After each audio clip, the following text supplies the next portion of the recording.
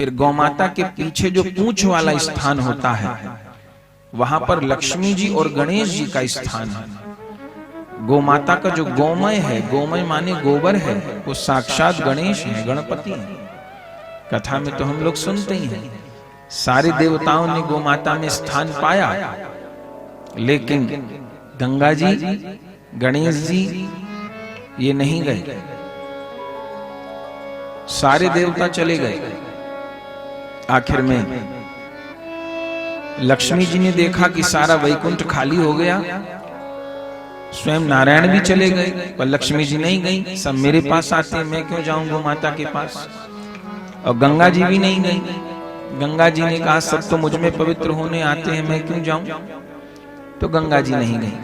देखा सब चले गए और स्वयं भगवान पूजन कर रहे, तब आखिर में लक्ष्मी जी और गंगा जी भी पधारी और ठाकुर जी को निवेदन किया, अब हमको भी गौ माता में स्थान प्रदान कीजिए।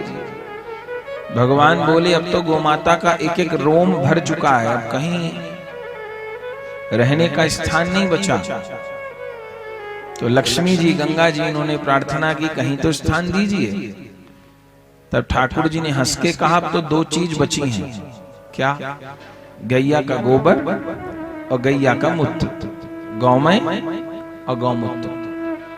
तब लक्ष्मी जी ने गणेश जी के साथ कहा मैं गोमाता के गौमय में निवास करूंगी। हाँ, गैया का गोबर सामान्य बात नहीं, मैं गैया के गोबर में निवास करूंगी।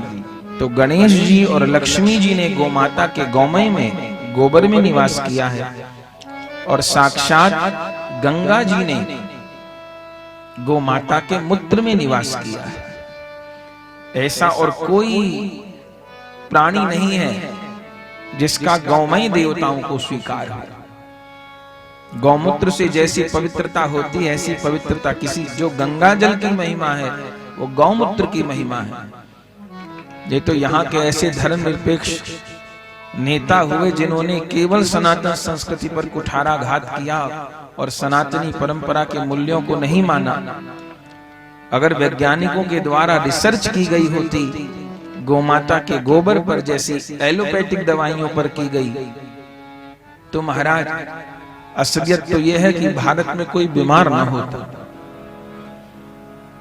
अभी तो क्या है कि यूरिया वाली खाद खेतों में पड़ेगी, विदेशों से खाद, और उस भोजन को खा के हम बीमार पड़ेंगे, हमें विदेशी बीमारी लगेंगी, फिर हमको ठीक करने के लिए विदेश से दवाइयां आएंगी, फिर उसको खा के हम स्वस्थ होंगे। तो एक बहुत बड़ा पूरे विश्व में बिजनेस चलता है ये, तो इसलिए सच्ची बात नहीं बताई जाती। तो गौ माता के गौमय में लक्ष्मी जी का, गणेश जी का निवास है, गौमूत्र में गंगा जी का निवास है।